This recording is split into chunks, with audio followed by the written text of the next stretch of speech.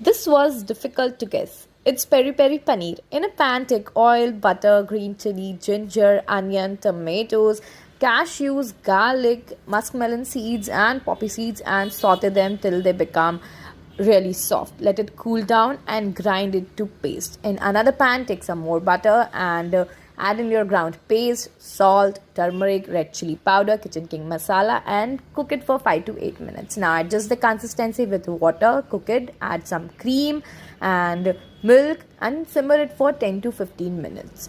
Our gravy is ready. Now let's make cheese sauce. In another pan, take milk, add some grated cheese, and let it melt on a slow flame. Now add Maggi magic masala, peri peri masala, and mix it nicely. Now add some oregano to this and a pinch of red color for the yumminess.